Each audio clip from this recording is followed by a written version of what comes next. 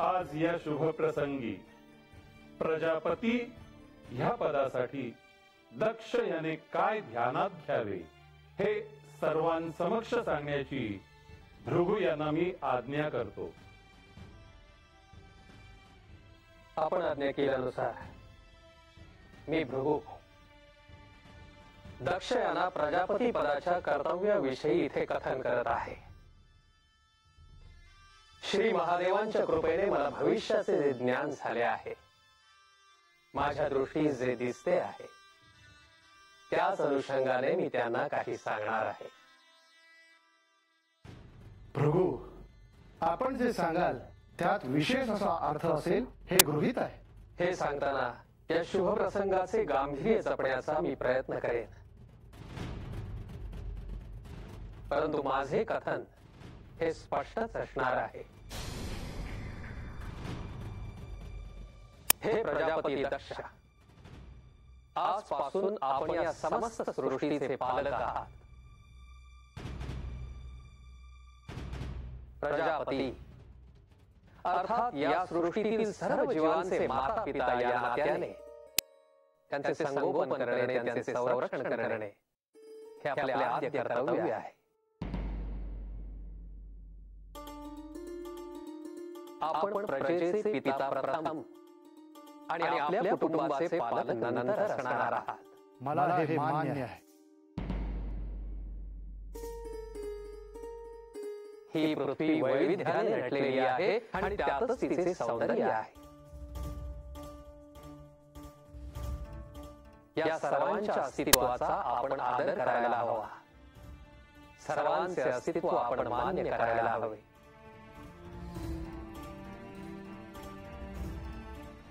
हे अस्तित्व मान्य करणे म्हणजेच आस्तिकता. आपण पूर्णांशाने आस्तिक असणे अपेक्षित आहे. मी ही आस्तिकता मान्य करतो. कोणाचे अस्तित्व जर आपण मान्य केले नाही तर ती नास्तिकता ठरेल.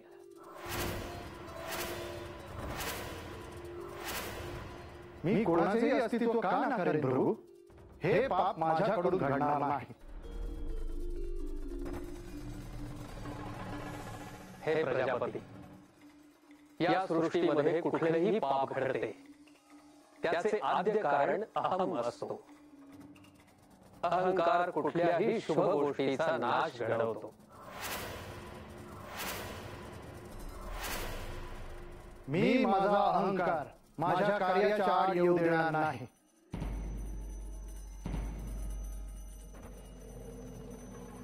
प्रत्येक प्राणी मात्राचे स्वातंत्र्य हे अत्यंत महत्वाचे आहे आणि कुणाचेही स्वातंत्र्य जोपर्यंत शुभाच्या आड येत नाही तोपर्यंत आपण ते जपावे. मी सर्वांचे स्वातंत्र्य अबाधित राहील असे आचरण ठेवेन. आता प्रश्न येतो धर्माचा. कोणी कोणावर श्रद्धा ठेवावी, कोणी कोणाचे पूजन करावे, हा ज्याच्या त्याच्या व्यक्तिगत श्रद्धेचा प्रश्न आहे. परंतु आपण कुणाच्याही श्रद्धेच्या आड येऊ नये.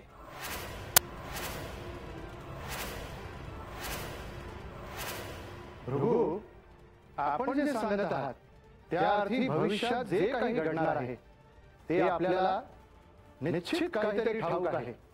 आपण ते सांगावे.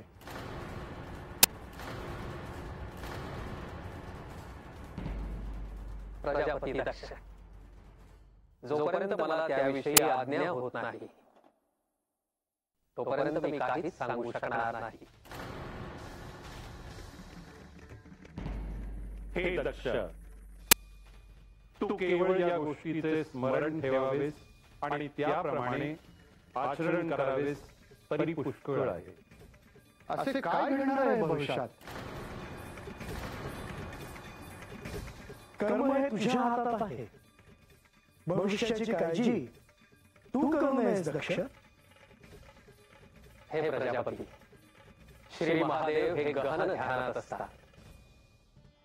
म्हणून ते जे कार्य करतात त्या कार्याचा एक अंश पार पाडण्याची जबाबदारी आपणावर आहे. हे कार्य करताना आपल्याला सामर्थ्य लाभावे, शक्ती मिळावी म्हणून पंचमहाभूते आपल्या आज्ञेत कार्य करतील.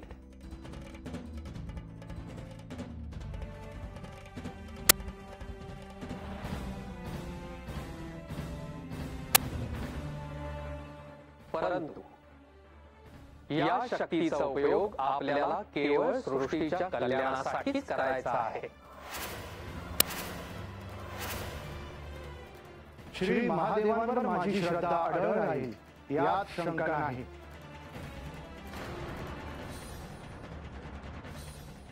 आणि मला ज्या शक्ती प्रदान करण्यात आल्या आहेत त्याचे प्रयोजन मला स्मरणात राहील. दक्ष, भृगूंनी जे सांगितले त्यामागे विशेष कारण आहे. सत्तेत असताना त्याच्या अनुषंगाने येणाऱ्या सर्व शक्ती ह्या त्या पदासाठी आहेत याचा विसर पडू देऊ नकोस. मी ध्यानात ठेवेन प्रभू.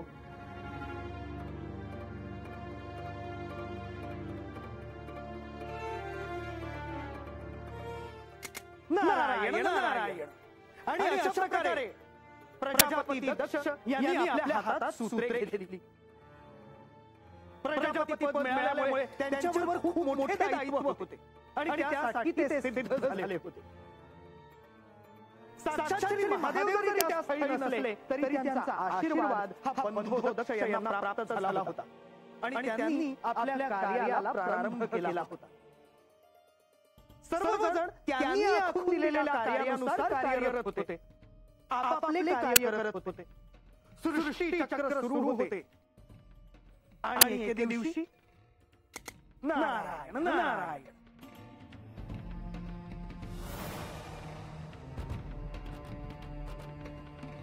माधवा, यावं ब्रह्मदेव. माझं इथे येण्याचं प्रयोजन नक्कीच आपल्या ध्यानात आलं असेल नारायणा. ही घटना घडण्याची वेळ आता समीप आली आहे म्हणून आपण इथे आला आहात. होय, कारण महादेवांच्या या अशा विरक्तीमुळे ब्रह्मांडाचं संतुलन बिघडलेलं आहे. त्यामुळे महादेवांना पुन्हा एकदा विरक्तीतून परावृत्त करण्याची वेळ येऊन ठेपली आहे. ब्रह्मदेव, तुम्ही श्री महादेवांना विरक्तीपासून दूर करण्यासाठी जे कार्य करायचं म्हणत आहात त्याचा परिणाम हा साऱ्या सृष्टीवर होणार आहे. होय, आणि त्यातूनच महादेवांना देखील. ब्रह्मदेव, महादेव काय करतील याची कल्पना करणे शक्य नाही. ते साऱ्या सृष्टीच्या लयतत्वाचे स्वामी आहेत. आपल्या त्रिमूर्तींपैकी एक. या सृष्टीचक्राचे नियम आपण त्रिमूर्तींनीच घालून दिले आहेत आणि मीच त्याच्या साहाय्यानं हे कार्य करण्याचा निश्चय केलेला आहे. आपण अजूनही काही मार्ग आहे का ते पाहावं. दुसरा कोणताही मार्ग नाही हे सत्य आहे. ही घटना घडल्याशिवाय राहणार नाही. नारायण नारायण. पण महाराज, असं काय झालं होतं तेव्हा आणि काय होणार होतं? जे घडणार होतं ती अशी घटना होती की त्याचा अर्थ हे समजणं सोपं नव्हतं. एक अशी घटना ज्यामुळे सारी सृष्टी विस्मयचकित झाली. हे का घडलं हे तेव्हा थेट समजणं कठीण होतं. अत्यंत प्रबळ अशी ही घटना होती. काय होणार होतं तेव्हा? सांगतो बन. साक्षात श्री महादेव श्री ब्रह्मदेवांचे पाचवे मस्तक कापणार होते.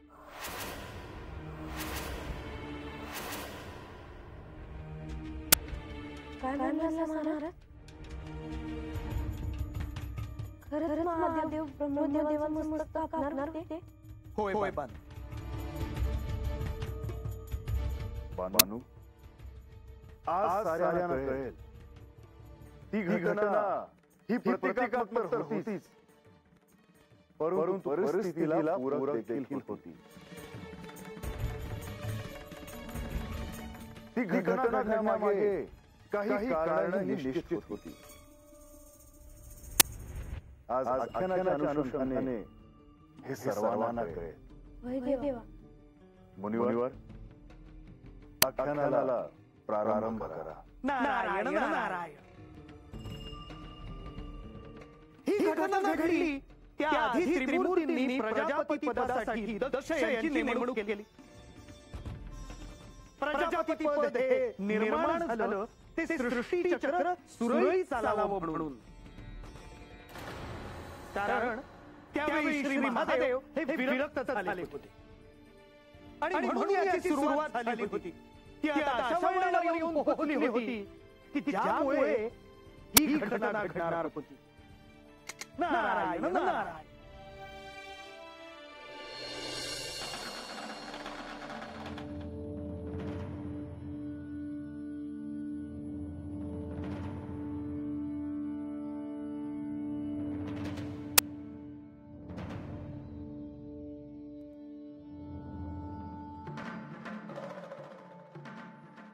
वेद या सृष्टीच्या उद्धारासाठी अत्यंत महत्वाचे आहे. वेदांमुळेच हे सृष्टी चक्र चालू आहे. वेदांमुळेच या सृष्टीचे नियम आणि संतुलन अबाधित राहिले आहे. वेद हे चराचरात आहे. वेद ही केवळ एक संकल्पना नाही, ते सार्वभौमत्व आहे. वेद हे संस्कृतीचे पोषकत्व अबाधित ठेवण्यासाठी आहे. वेद हे देवांचा प्राण आहे असे म्हटले तर ते अयोग्य ठरणार नाही. वेद चुकीचे आहेत. वेदांना नष्ट करायला हवं.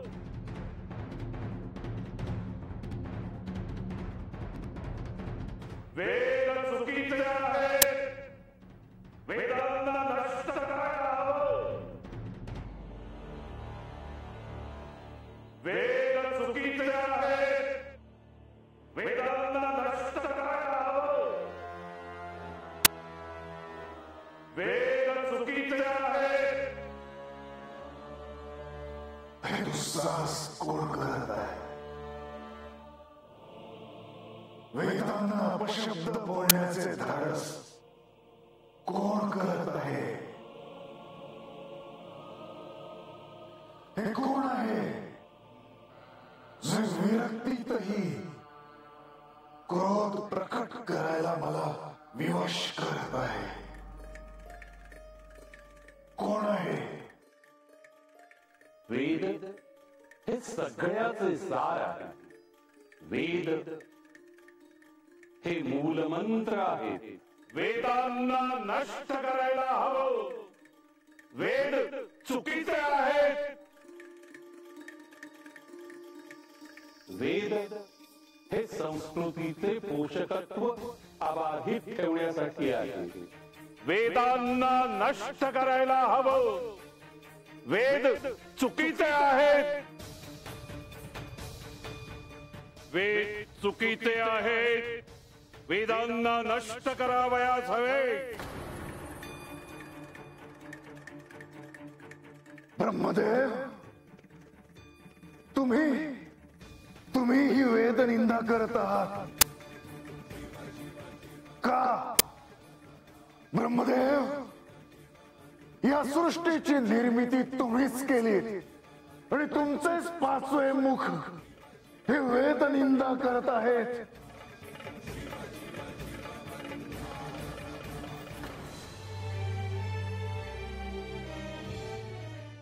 नारायण नारायण. श्री महादेव जरी विरक्त झाले असले तरीही त्यांना श्री ब्रह्मदेवांची वाक्य ऐकू येत होती आणि त्याचा त्यांना रागही येत होता.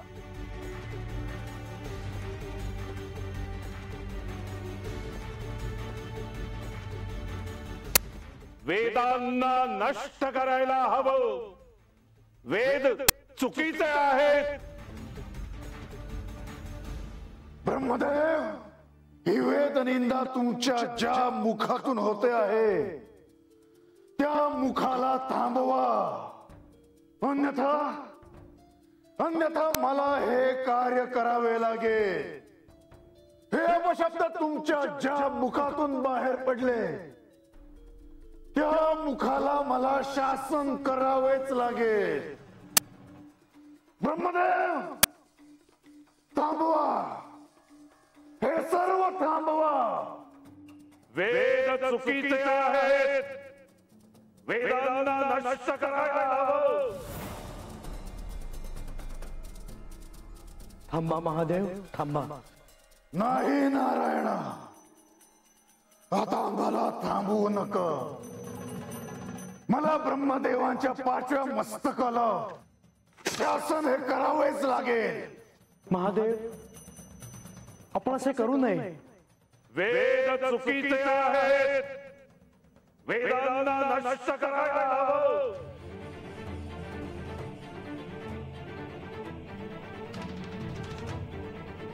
थांबा, थांबा महादेव, थांबा. नाही नारायणा, आता ते शक्य नाही.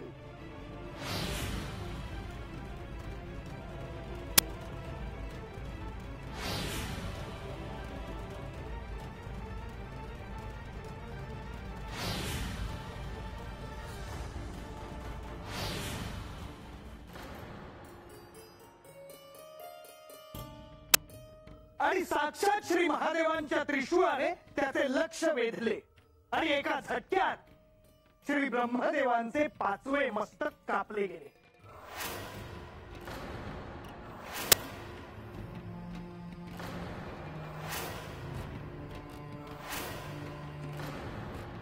सारी सृष्टी या घटनेमुळे विचारात पडली होती. श्री ब्रह्मदेव, श्री विष्णू आणि श्री महादेव म्हणजे त्रिदेव. मग त्यात श्री महादेवांनी असे का करावे?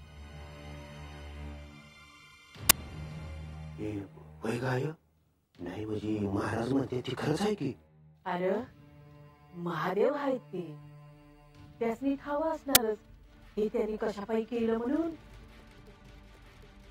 वय ब्रह्मदेव जे बोलले असत्यावर त्यापायी महादेवांनी असं केलं असं.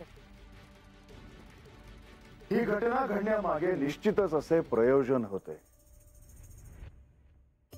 प्रतिकात्मक दृष्ट्या पाहिलं तर ही घटना घडण्यामागे अहंकाराचा नाश करणे हे प्रयोजन होते.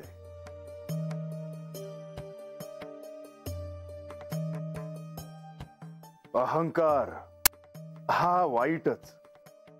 तो ज्याला जडला त्याचा समूळ नाश झाला, मग तो कोणीही असो. आणि म्हणूनच ही एक प्रतिकात्मक घटना आहे.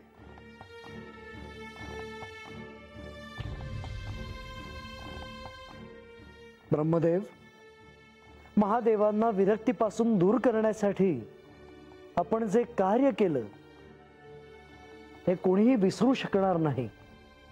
हे कार्य स्वतः मीच करण्या वाचून दुसरा कोणताही मार्ग मला दिसला नाही माधवा. महादेव विरक्तीचा मार्ग सोडून संसारिक कार्याकडे वळतील अशी मी आशा करतो. परंतु त्यासाठी विलंब लागेल असं दिसत आहे. हे खरे आहे आणि ह्यातूनच साक्षात आदिशक्तीने दक्षाच्या तपश्चर्येवर प्रसन्न होऊन त्याला वर दिला आहे. सती देवीच्या रूपानं जन्म घेतला आहे. ज्यांचा विवाह श्री महादेवांशी होणार आहे. आणि या घटनेमुळे दक्षाचे विचार हे वेगळे रूप धारण करणार आणि आपल्याला जे साध्य करायचं आहे त्याला विलंब होणार. याचा परिणाम काय होईल हे आता सांगता येणं कठीण आहे.